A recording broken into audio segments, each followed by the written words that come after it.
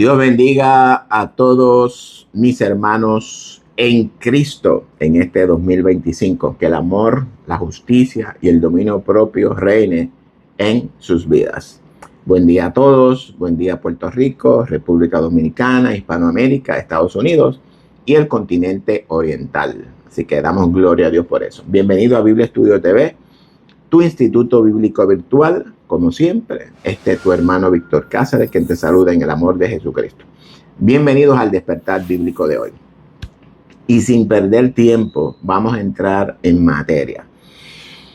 En el último estudio de Daniel 7:4, donde escudriñamos el misterio de la primera bestia, el cual está disponible en YouTube, en Facebook, en Rumble, me parece, y en X, se llama video número 2 del 2025. Les prometí traer un análisis de los reinos de Israel, en particular los reinos de Judá, que son los reinos que ilustran el reinado de la iglesia desde su origen en el Mesías y obviamente los apóstoles y en Jerusalén. Las historias de los reyes la encontramos en los libros de los reyes y las crónicas de los reyes de Israel y de Judá, como todos deben de tener conocimiento.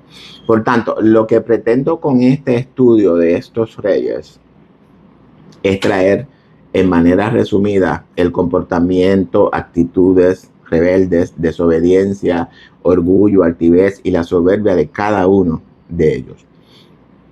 ¿Por qué es necesario que entendamos el comportamiento de estos reyes antiguos? Bueno, es importante por varias razones, de las cuales voy a compartir algunas con ustedes, las cuales considero más importantes. Lo primero que debemos de entender es que el Señor quiere revelarnos por medio de estos reyes. Esto es lo primero que debemos de entender. Y segundo es cómo nosotros percibimos esa revelación. En el momento en el que nosotros tengamos claro lo que el Señor nos quiere revelar por medio de estos reyes y la manera en la que la percibimos, ya tenemos el 50% a nuestro favor. El 50% restante pues se revela el mismo. Antes de empezar, como siempre, tengo que informar que en Biblia Estudio TV no nos inclinamos a ninguna denominación ni a ningún pensamiento teológico en particular. Por tanto, no importa su denominación, usted es bienvenido al estudio bíblico de hoy, el cual está lleno de revelación bíblica para usted. Lo que usted aprenderá hoy no lo aprenderá en ninguna universidad teológica, en ningún instituto bíblico, ni en ninguna escuela sabática, ni dominical. Si usted es la primera vez que nos sintoniza, es importante que sepa que en esta plataforma usted será alimentado con comida sólida. Si en su congregación todavía lo tienen con el biberón, aquí va a tener que tirarlo al zafacón y buscar una cuchara grande para que se sirva. Y para terminar, y finalmente darle inicio al estudio de hoy, es importante que todos ustedes sepan que en Biblia Estudio TV estamos comprometidos en la unidad del pueblo de Dios. No ecuménicamente, sino espiritualmente. Predicamos al único y verdadero Dios y a Jesucristo, el Hijo, al que el Padre envió para que nos revelase todo el misterio que oculta la Escritura en cuanto a nosotros y a nuestro Padre Creador. Usted escuchará enseñanza que no ha escuchado en su congregación. Por tanto, no tenga miedo ni se turbe su corazón, porque es palabra de Dios manifestándose en usted. Hoy aprenderá revelaciones que podrían desafiar su fe. Lo adelanto. Por tanto, prepare su corazón para escuchar palabra de Dios. Teniendo esto claro, continuamos con el estudio de hoy titulado Los Reyes de Judá y la Iglesia, parte 1, video 4, 2025 de las Crónicas de los Reyes. Comparta este estudio con todos sus hermanos de la iglesia, de su congregación, con todos sus contactos y grupos en las redes sociales, WhatsApp, Messenger, todos. Y sin otro particular, empezamos con el estudio de hoy. Pues sí que adelante con el estudio de hoy.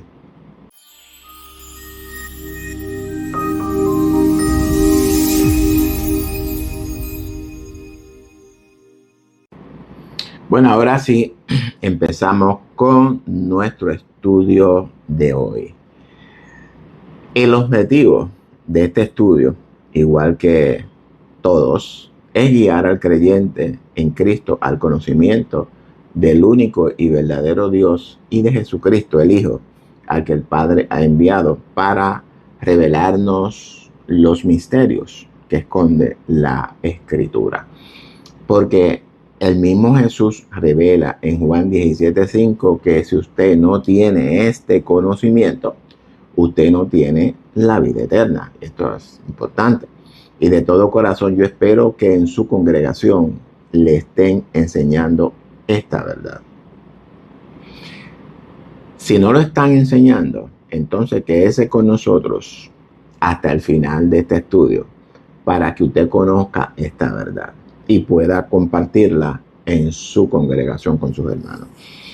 Hay varios puntos importantes que todos debemos de conocer de la historia de la Biblia, la cual pudiera ser conocida por usted, sin embargo, para otros pudiera ser desconocida. Quiero empezar con Noé, luego del diluvio, cuando desembarca, y se establece en la tierra. Todo lo que voy a exponer lo hago en una manera resumida, porque no disponemos del tiempo para detalles. Todos conocemos, y si usted no lo conoce, hoy lo conocerá resumidamente. Todos nosotros conocemos el suceso con Noé y su hijo Cam, registrado en Génesis 9, 18 al 29. Hablamos de la embriaguez de Noé. No voy a entrar en detalles de esa embriaguez. Sin embargo, sí quiero entrar en lo que el texto registra de que su hijo cambió la desnudez de su padre Noé. Dicha acción trajo como consecuencia una maldición sobre el hijo de Cam, Canaán. Todos entiendo yo que hemos leído esta narración. La pregunta que surge es: ¿qué tan grave es ver la desnudez de tu padre que traiga como resultado una maldición para tu hijo? Bueno, lo que sucedió fue que Cam no vio a Noé desnudo. Lo que cambió fue la desnudez de su padre, la cual, conforme a Levítico 18:8, ver la desnudez de su padre significa tener relaciones sexuales con la mujer de su padre o con su propia madre. El hecho de que la maldición de Noé caiga sobre Canaán, el hijo de Cam, significa que Canaán es el producto de esa relación incestuosa. Ya sabemos que la mujer en la escritura simboliza pues la conciencia o la ley de Dios en la naturaleza humana. Y por ejemplo tenemos Adán y Eva. Es por esta razón que Canaán es maldito con la maldición de ser siervo de siervos a sus hermanos. A partir de este incidente registrado en la escritura, es que se empieza a revelar la condición del hombre, la cual ya vimos que es una condición depravada sexualmente. El hecho de que Jafet y Sem no hayan visto la desnudez de su padre significa que ellos no participaron de esta aberración. Ahora bien, y escriban el nombre de Canaán en una esquinita en la Biblia, porque ya sabemos quién es Canaán. Canaán simboliza todas las depravaciones sexuales, ya sea homosexualismo, lesbianismo, incesto, pornografía, violación, pedofilia, orgías sexuales, idolatría, fornicación y el adulterio, que han envuelto y dominado la conciencia de toda la humanidad. Ahora bien, si nos movemos un poco más adelante en Génesis, encontramos en el capítulo 10 donde habla de Cus, hijo de Cam. Dice el texto que Cus engendró a Nimrod, que llegó a ser el primer poderoso en la tierra. La pregunta es, ¿Nimrod es un hijo literal de Cus? Bueno, la Biblia nos revela la respuesta. Dice Génesis 10, y los hijos de Cus, Seba, Ávila, Sapta, Rama y Sapteca, 5 hijos. ¿Dónde está Nimrod entonces? Nimrod no está en la genealogía de Cus, porque Nimrod no es un hijo, sino un engendro de la conciencia de Cus. Un hijo o una actitud de rebeldía que nace en la conciencia de Cus. Quiero que presten atención por dónde es que el texto nos lleva. La genealogía de Cam, donde se engendra la perversidad sexual. Y ahora encontramos a Cus, hijo de Cam. En Cus encontramos revelada la idolatría, la rebeldía, la altivez, la arrogancia, la rebeldía y el orgullo manifestado en Nimrod. Repito, estoy resumiendo. El detalle lo encuentra en los textos. Entonces, el hecho de que la narración diga que Nimrod comenzó su reino en Babel, Erech, Akkad y Calne, en la tierra de Sinar, lo que significa es que esa actitud babilónica conquistó las conciencias de todas estas tierras, espiritualmente hablando. La tierra de Sinar simboliza la tierra de la idolatría y todas esas actitudes antes mencionadas.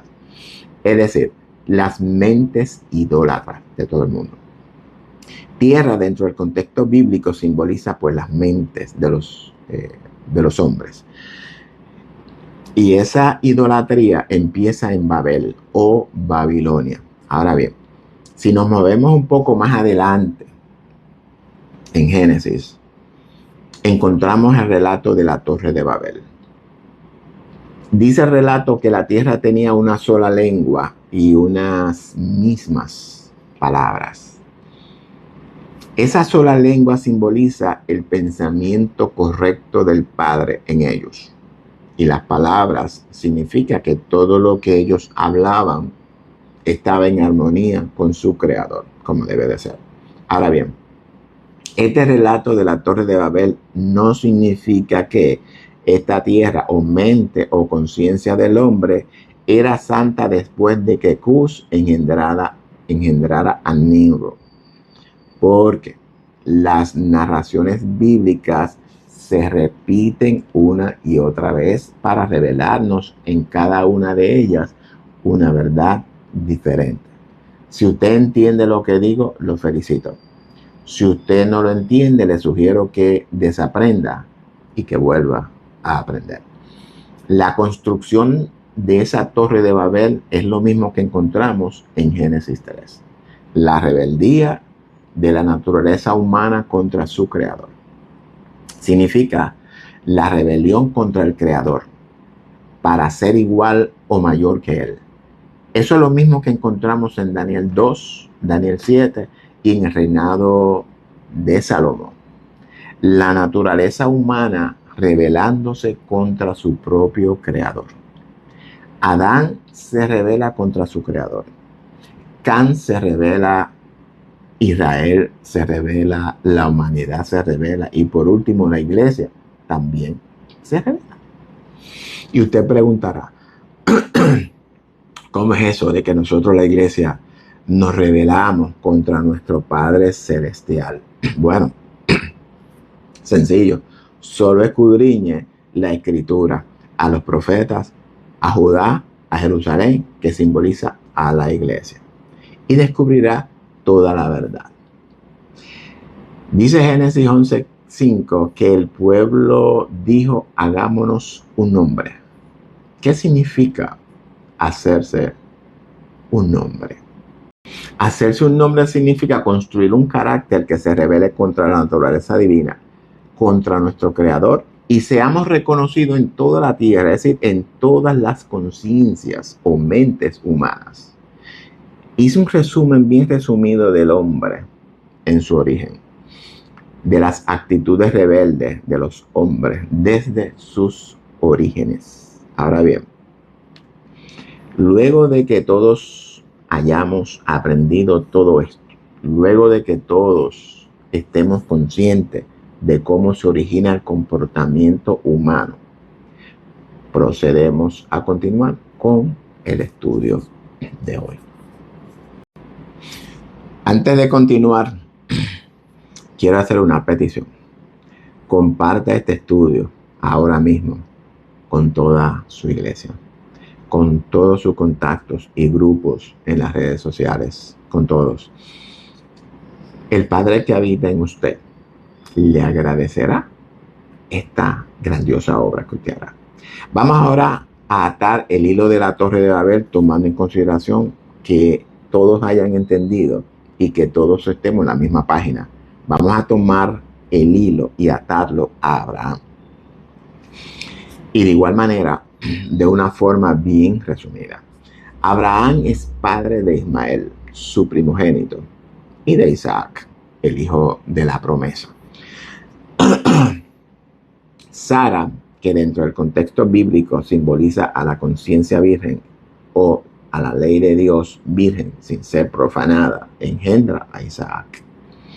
Agar, que de igual manera dentro del contexto bíblico simboliza la conciencia de la mujer, pero ¿verdad?, en un estado diferente. Agar es egipcia, por tanto su conciencia o la ley de Dios en ella ha sido violada o profanada, engendra a Ismael, el primogénito de Abraham. Ya sabemos, ¿verdad?, las razones. Y aquí necesito tu atención, por favor. ¿Por qué Agar, conciencia profanada, engendra primero que Sara, conciencia virgen? Esta respuesta, y aunque no voy a profundizar por razones de tiempo, esta respuesta es sencilla. El hecho de que esto suceda de esta manera es intencional, no casualidad, sino causalidad. La conciencia profanada de Adán debe de ser restaurada a una conciencia virgen de nuevo. La conciencia de Caín simboliza esa conciencia profanada o la ley violada en Adán y de toda la humanidad, la cual se enseñorea de Abel, la conciencia virgen o la ley del creador en Adán. Espero que lo hayan entendido. Sara, la conciencia virgen, la que engendra el hijo de la promesa, simboliza la conciencia de María, la conciencia virgen que engendra al hijo de la promesa, Jesús. Ismael, el primogénito de Abraham, pierde la primogenitura y es imputada a Isaac, quien es el hijo de la promesa. Por tanto, Isaac adopta la primogenitura, de la cual la iglesia somos herederos de ella en Cristo. Y por otra parte, la humanidad pecadora pierde esa primogenitura, la cual pertenece a ellos. Sin embargo, esa primogenitura la pierden porque ellos la rechazan, como veremos más adelante. Ahora vamos a entrar en Isaac e Ismael. Eran hermanos de padre, hijo de Abraham. Isaac, hijo de la promesa. Sara, que quiere decir princesa, conciencia virgen. Ismael, hijo de la esclava, que es Agar, que es egipcia, que significa huir o extranjera, que es la conciencia profanada. Isaac, hermano menor, adopta la primogenitura, la herencia por la promesa, que significa el pueblo de Dios o la iglesia. Ismael, hermano mayor, padre de los ismaelitas, el Islam, simboliza a Egipto, el pecado, el cual fue redimido por medio de las muertes de todos los primogénitos de Egipto. En los hijos de Ismael, pues también fue bendecido con 12 hijos o 12 tribus, los cuales los encontramos simbolizados en los 24 ancianos de la visión de Juan en Apocalipsis. 12 tribus de Israel y 12 tribus de Ismael. Entonces, hijo de Isaac tenemos a Jacob y a Esaú, los cuales simbolizan lo siguiente. Hijo de Isaac y Rebeca, conciencia virgen son gemelos. Ilustra la dualidad en el ser humano. Fíjense que la conciencia virgen engendra la dualidad, el conocimiento del bien y del mal. Recuerden que ya hemos aprendido que los hijos gemelos en la escritura simbolizan la dualidad o el conocimiento del bien y del mal en el ser humano. Y dice el texto que estas dos naciones se luchaban entre sí desde el vientre de Rebeca. Por tanto, ya lo he dicho, Esaú, Edom o el Islam es nuestro enemigo y lo veremos actuar en contra nuestra conforme a la profecía del profeta Abdías. Esaú, el primogénito mayor, el heredero, nace peludo, semejante a una bestia. Jacob, el menor, cuyo nombre significa lucha o perseverancia, o el que persigue la bendición. Jacob no significa tramposo, como se nos enseña en las congregaciones. Si usted es de los que piensa esto, tengo que decirle que debe de escudriñar la escritura para que el Padre se le revele en su vida. Vamos ahora a ver las características de Esaú. Era cazador y le gustaba el campo. Lo que significa es que estaba relacionado con las bestias, cazador y campo. Recuerden que Nimrod era cazador delante de Jehová. ¿Cazador de qué? Cazador de almas, no de animales. Bueno, de bestias. Empecemos a correlacionar los textos. Esto es bien importante que lo hagamos al momento de estudiar las escrituras, amados. Dice el texto que su cuerpo era velludo como un animal. Esaú engendró 5 hijos, lo que simbolizan la redención. Esaú es Edom y Edom simboliza el orgullo y la arrogancia.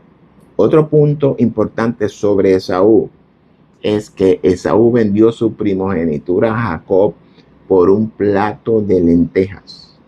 En otras palabras, su naturaleza carnal, serpiente y bestia, lo convenció de vender su primogenitura a cambio de una satisfacción carnal. Hablamos del hambre que la naturaleza carnal tiene de satisfacer sus deseos pecaminosos. No hagamos nosotros lo mismo. Vamos a hablar un poquito de las características de Jacob. Hombre tranquilo que habitaba en tiendas. Esa tranquilidad y tienda simbolizan la paz que encontramos cuando reconocemos a nuestro Padre en nuestro interior.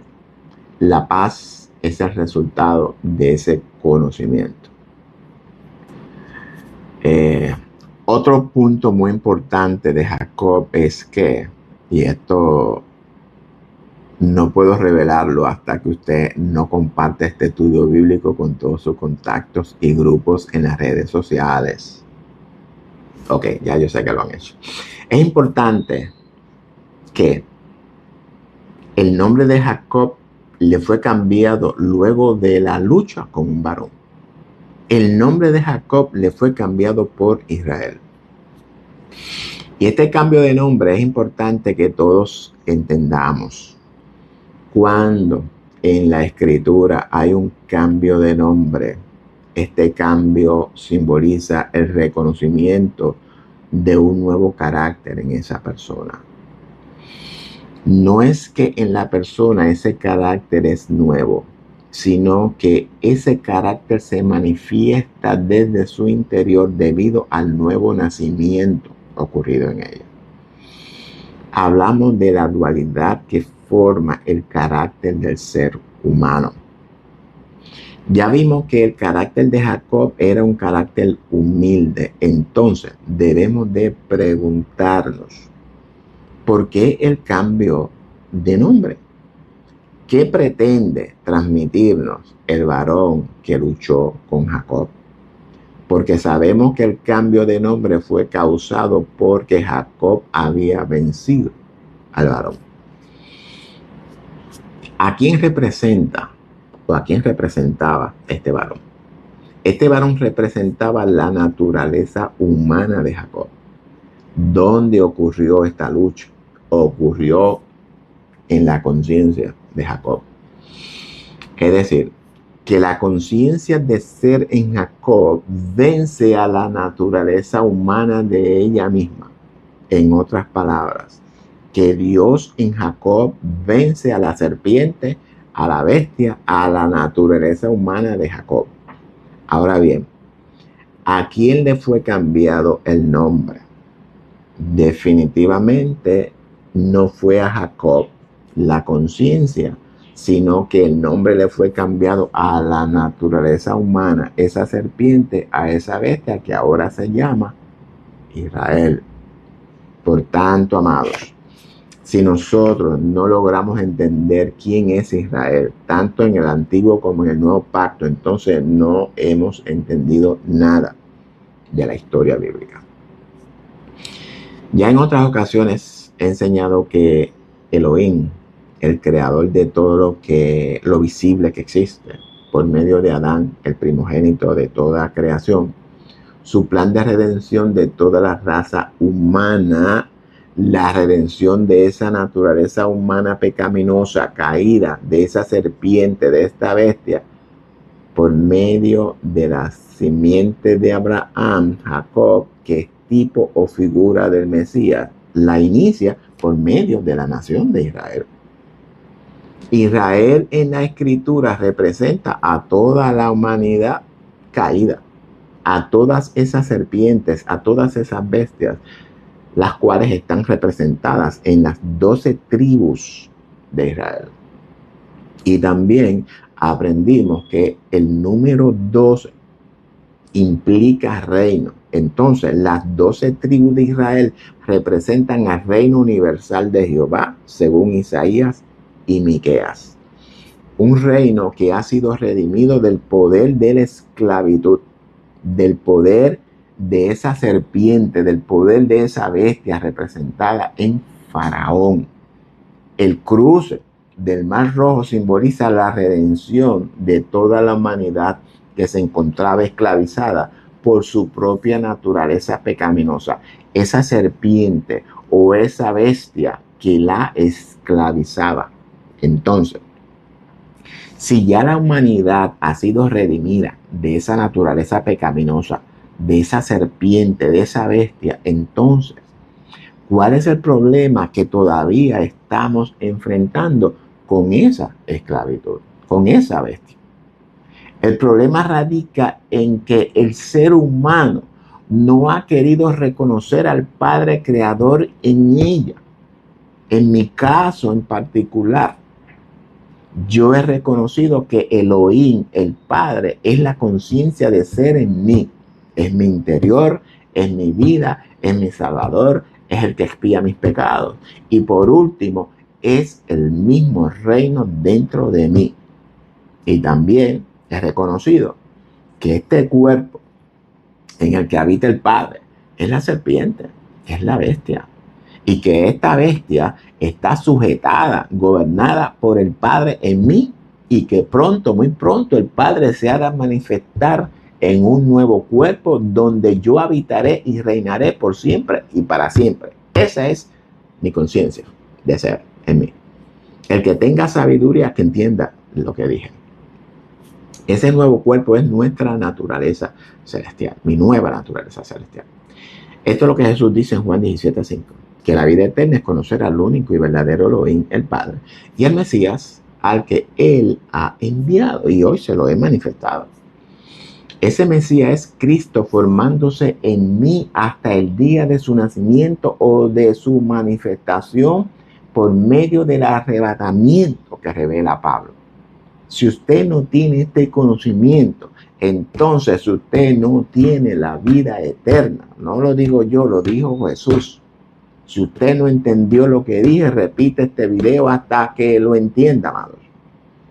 Entonces, tomando en consideración lo que hemos aprendido hasta aquí acerca de los hijos de Isaac, de Ismael y de los hijos de Jacob y de Saúl, continuamos entonces con nuestro estudio de hoy. Vamos ahora a entrar en el reino de Saúl. He obviado el relato de los hijos de Israel en Egipto, el relato del Éxodo y el relato de los jueces, porque estos eventos ya deben de ser conocidos por todos ustedes.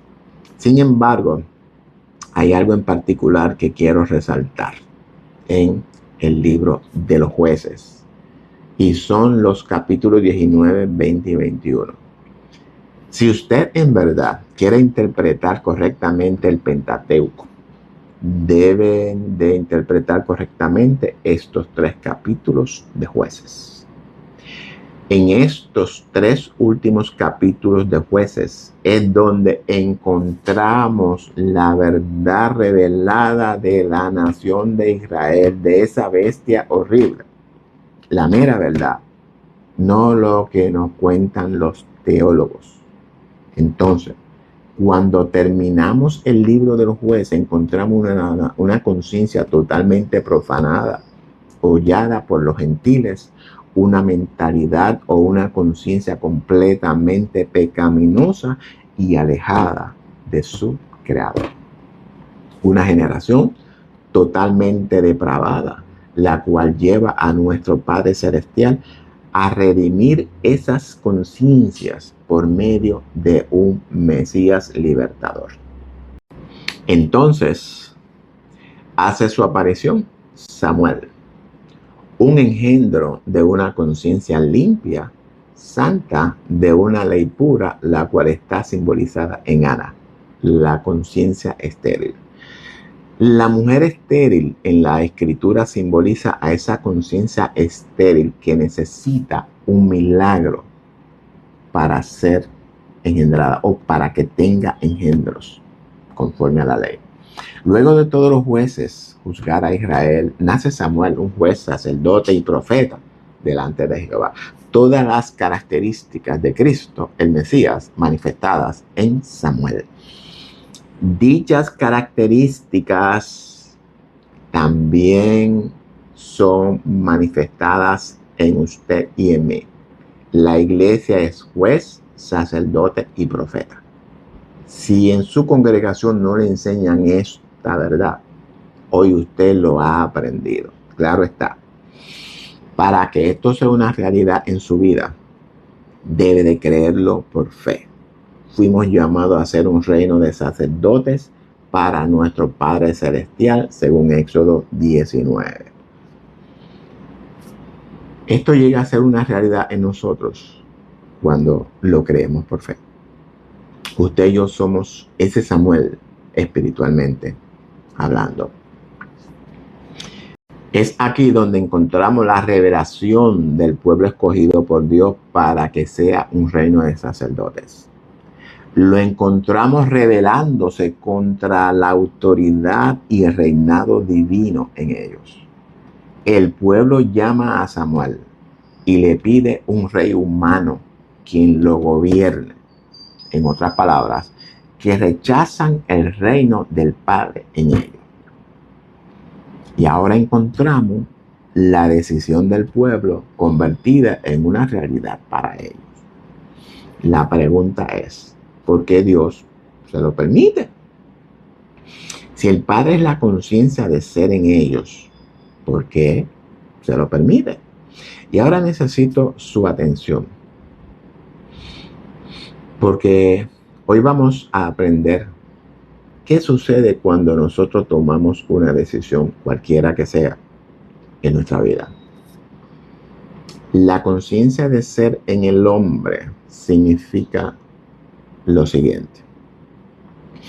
La conciencia de ser significa estar consciente de ser o de poseer todo eso de lo que usted está consciente de ser o poseer. Espero que hayan entendido. Ese ser en el hombre es la misma ley del Creador operando en la mente del hombre desde el lugar santísimo en el hombre.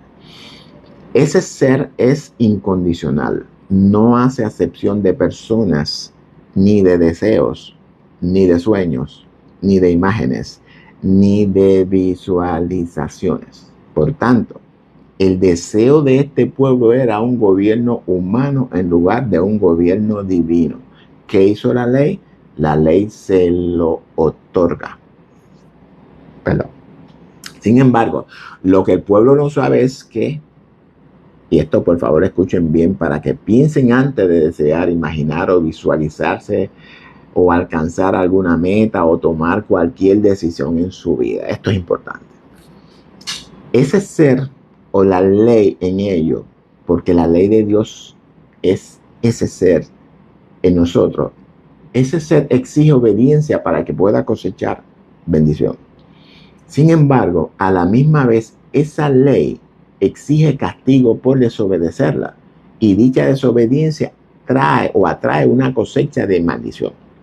El deseo del pueblo era un rey humano, por tanto ese deseo va en contra del deseo de la ley o del ser en el hombre.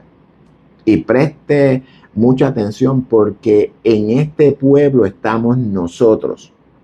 Pablo dice en Romanos 2 que por la dureza y tu corazón no arrepentido, atesora para ti mismo ira para el día de la ira y de la revelación del justo juicio de Dios.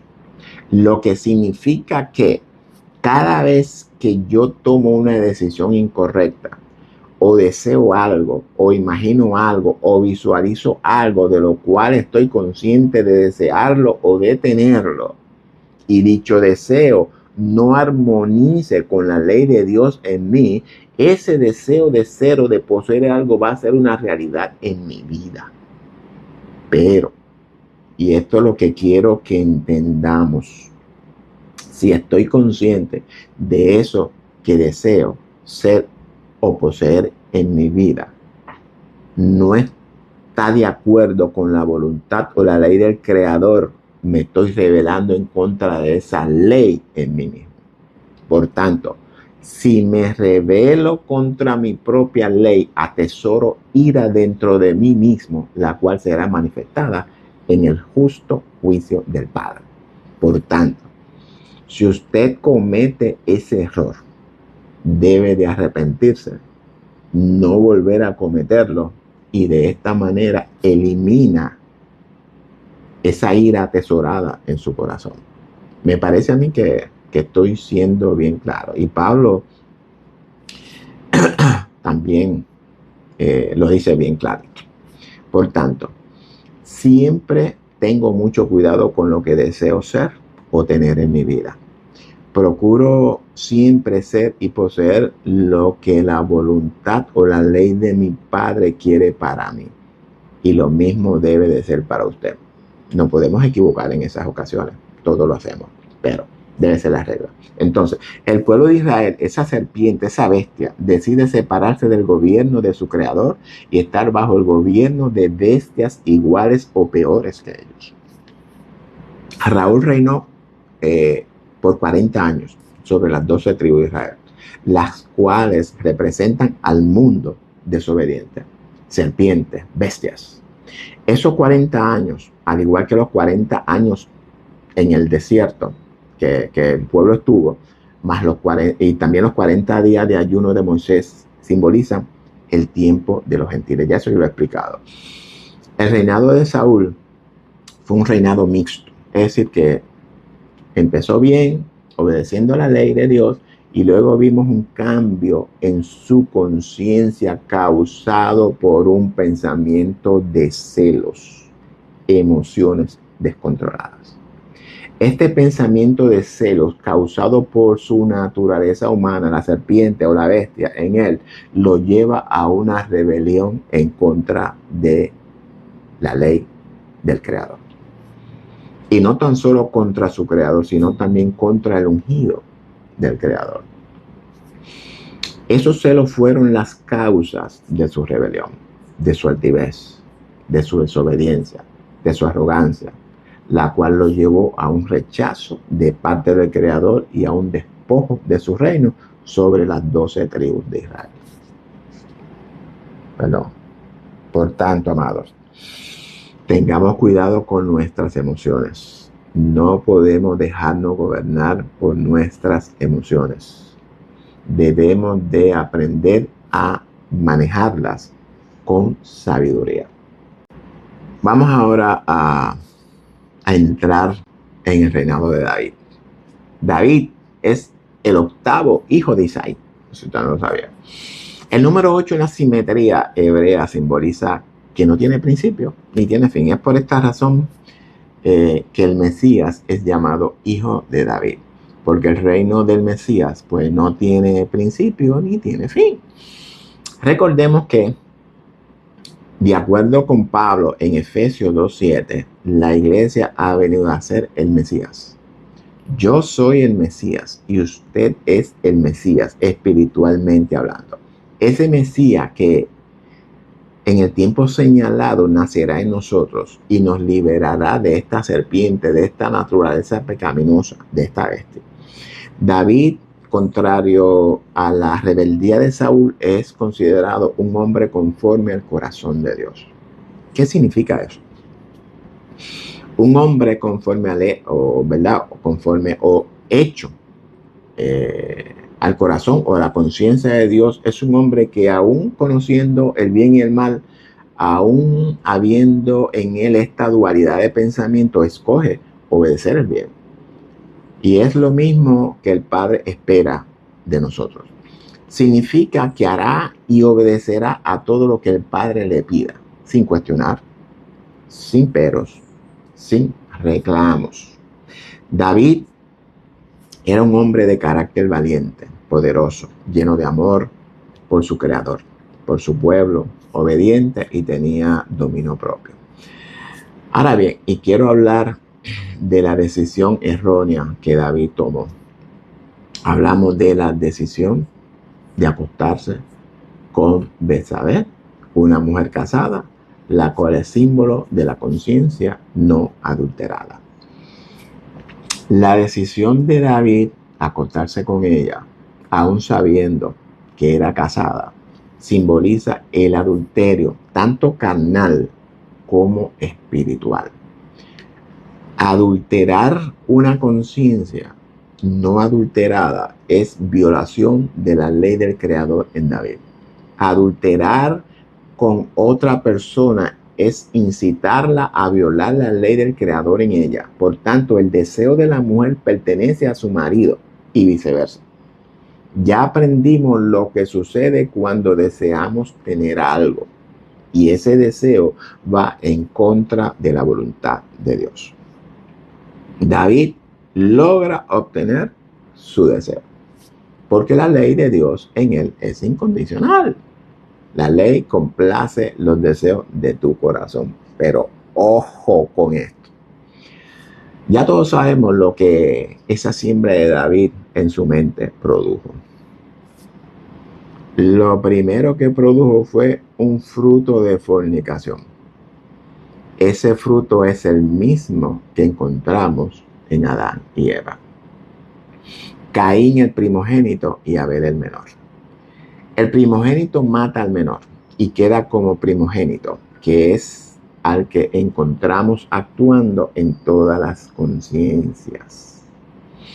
El hijo de David con Betsabé es fruto de fornicación. Por tanto, no puede Dios permitir un hijo de fornicación en su reino. Resultado: la muerte de ese hijo de fornicación a los 7 días. Esa muerte simboliza la redención de esta fornicación o de este adulterio cometido por Betsabé y David. Ese hijo es el primogénito de Betsabé, cuyo nombre significa la séptima hija o hija de juramento. La séptima hija nos revela la perfección espiritual de la conciencia. Esta conciencia dará a luz otro hijo, el cual sustituye al hijo muerto. Y es lo mismo que encontramos en Adán y Eva con Set. Otro resultado como consecuencia de esa violación a la propia ley en él fue la maldición que desencadenó esa acción. Primero, la violación de Tamar, que simboliza la ley virgen en el reino, la cual fue profanada por su hijo Amón, el primogénito. Este Amón podemos llamarlo el hijo de perdición de David. Encontramos entonces la muerte de Amón, su primogénito, en manos o por manos de Absalón. Dicha muerte simboliza la redención del reino o de la ley por medio de Absalón. Pero esta redención por medio de Absalón es para derrotar y apoderarse del trono de su padre David. Absalón es el tercer hijo de David y vivió en el exilio 3 años. Y ya aprendimos que el número 3 simboliza manifestación o revelación. En este tiempo, Absalón se subleva o se rebela contra su padre, el rey, y procura apoderarse del trono, la cual llevó a una guerra civil en Israel. Ojo con eso. Este Absalón, dentro del contexto de la narración, simboliza a este hijo de perdición que se rebela contra el padre. Ese hijo de perdición lo encontramos en Judas Iscariote, el cual vende al maestro, vende su primogenitura por un plato de lentejas. El hijo de perdición es el mismo que revela Pablo en Tesalonicenses. Ese hijo de perdición simboliza a la iglesia apóstata de la última generación que, de igual manera que Judas, nos vende a la bestia por un plato de lentejas, beneficios. Estamos aprendiendo cosas que nunca nadie les ha enseñado. Están comiendo comida sólida. Traigo todo esto para que por favor despierten y no se dejen engañar. Nos han estado engañando por siglos. Ok, todavía tengo un poquito de tiempo. Otra característica de David. Luego de reconocer su error, su pecado, David procedió ¿a qué? Al arrepentimiento, consiguiendo la remisión de sus pecados. David nunca claudicó en las mismas tentaciones. En el reinado de David se trajo el arca a Jerusalén y se puso debajo de un tabernáculo sin cortinas, donde todos los sacerdotes podrían estar delante del arca sin la necesidad de un intermediario, de un sumo sacerdote. Este tabernáculo es símbolo de nosotros, la iglesia, cuya entrada al lugar santísimo fue conquistada por nuestro Mesías para tener acceso en vivo y vía directa con nuestro Padre Celestial. Y por último, y no significa que no haya más, en David encontramos el reino de Dios manifestado en nosotros, la iglesia. Y esto lo encontramos en los últimos años de vida de David, donde se le trajo a una joven virgen para que lo calentara. Hablamos de Abisag la Sunamita. Abisag, cuyo significado hebreo es mi padre se desvía. Escuchen bien. Y Sunem, que significa 2 lugares de descanso. Por tanto, discierna lo que este pasaje nos está revelando. Que tenga sabiduría. Bueno, y con David damos por terminada la primera parte del estudio Los Reyes de Judá y la Iglesia. Parte 1. No se pierda la parte siguiente. Crónica de los Reyes. Querido amigo, si usted ha llegado hasta aquí con nosotros, tengo que felicitarlo. Son pocos los que tienen la valentía de enfrentar un estudio bíblico como este, que revela la verdad de la Biblia. Y si usted es un hermano en Cristo, que también ha llegado hasta el final con nosotros, también tengo que felicitarlo. No todos tienen la babilla para invertir 1 hora de su tiempo en el conocimiento de la verdad de Dios. De antemano, les dije que lo que escucharían aquí podría desafiar su fe. Todas estas verdades que he compartido con ustedes se encuentran en la Escritura. Pueden corroborarla. El hecho de no ir expositivamente, como de costumbre, no resta mérito a esta verdad. Usted debe de conocer esta verdad revelada en la Escritura. Este año 2025 será un año de desafíos para la iglesia. Todas las profecías de Mateo 24 ya están cumplidas casi en su totalidad. Ya en el estudio de hoy hemos descubierto que esa bestia que habla Juan en Apocalipsis 13, y 17, es nada más y nada menos que Israel, la cual vamos a explicar más adelante. Sabemos que todos somos serpientes y bestias, pero a lo que me refiero es que esa bestia viene con las características de las bestias que fueron anteriores a ella, así que en una forma violenta, terrible, horrible. En este estudio de Daniel 7 que estamos llevando, de las visiones de las 4 bestias, de la cual este estudio es parte, vamos a descubrir verdades que han estado ocultas desde la fundación del mundo. Verdades que el hombre ha tomado, confiscado y ha guardado secretamente para que la humanidad no la descubra, la ocultan. Todo esto que estamos experimentando es parte del misterio de iniquidad que habla Pablo.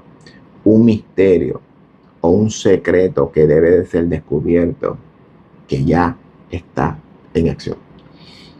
En los estudios siempre revelaremos todos los secretos que estos sionistas, que estos judíos, que estas sociedades secretas han ocultado a la humanidad.